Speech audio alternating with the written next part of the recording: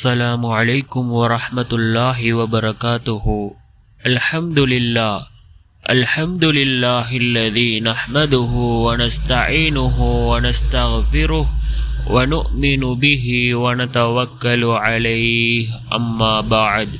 அன்பிற்குரிய அல்லாஹ்வின் நல்லடியார்களே, அன்பு சகோதரர்களே, நாம் தொடர்ச்சியாக பார்த்து வரக்கூடிய துஆக்களினுடைய திக்ருகளினுடைய தொகுப்பில் இன்று நாம் பார்க்க இருக்கின்ற விடயம் என்னவென்றால், நாம் இந்த துஆவை ஓதுவோம். நபி மூசா அலைஹிஸ்ஸலாம் அவர்கள் ஓதிய துஆ அல்லாஹ் ஜல்ல சுப்ஹானஹு வ தஆலா உடனே நமக்கு பதில் வழங்குவான். அதே போன்று இந்த துஆவை யார் ஓதுகிறாரோ அவர்களுடைய வாழ்க்கையில் அல்லாஹ் பல அற்புதங்களையும் அதிசயங்களையும் ஏற்படுத்துவான். அப்படிப்பட்ட மிகச்சிறந்த ஒரு துஆவை தான் நாம் இன்றைய வீடியோவில் பார்க்க இருக்கின்றோம். அன்பார்ந்தவர்களே, அல்லாஹ்வின் நல்லடியார்களே, அதிகமானோர் நம்முடைய சேனலை சப்ஸ்கிரைப் செய்யாமல் பார்த்து கொண்டிருக்கின்றீர்கள். நீங்கள் சப்ஸ்கிரைப் செய்து லைக் இடுவதன் மூலமாக நமது சேனலில் உள்ள வீடியோக்கள் இன்னும் பல சகோதரர்களுக்கு கொண்டு போய் சேர்க்கப்படும். அவர்கள் அதனை பார்த்து பயனடைந்தால் அதற்குரிய கூலியை அல்லாஹ் உங்களுக்கும் வழங்குவான். அன்பார்ந்தவர்களே, அல்லாஹ்வின் நல்லடியார்களே, நாம் இந்த துஆவை அதிகமாக ஓதுவோம்.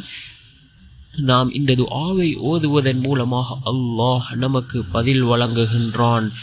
இந்த அளவுக்கு சிறந்த துஆ என்றால், நபி மூசா அலைஹிஸ்ஸலாம் அவர்களை அந்த எதிரிகள் விரட்டி வரும் பொழுது நபி மூசா அலைஹிஸ்ஸலாம் அவர்களுக்கு செல்வதற்கு இடமில்லை. ஏனென்றால் முன்னால் கடல் இருக்கின்றது. அவர்கள் இந்த துஆவை ஓதினார்கள். அல்லாஹ் அந்த கடலை இரண்டாக பிளந்து நபி மூசா அலைஹிஸ்ஸலாம் அவர்களுக்கு வழியமைத்து கொடுத்தான். இதனைத்தான் ரசூலுல்லாஹி ஸல்லல்லாஹு அலைஹி வஸல்லம் அவர்கள் சஹாபாக்களுக்கு கற்றுக் கொடுத்தார்கள்.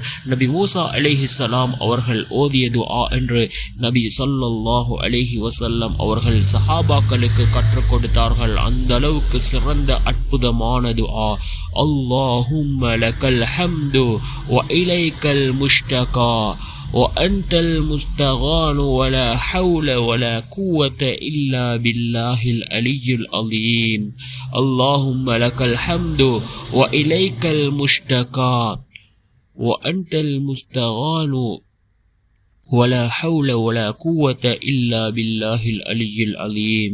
அல்லாஹ்வே, உனக்கே புகழ் அனைத்து மீளுதலும் உன்னிடமே உள்ளது. அல்லாஹ்வே, உதவி தேடப்படக்கூடியவன், நன்மையின் பக்கம் நெருங்குவதும் தீமையிலிருந்து விலகுவதும் அல்லாஹுவின் நாட்டத்தினாலே நடக்கும்.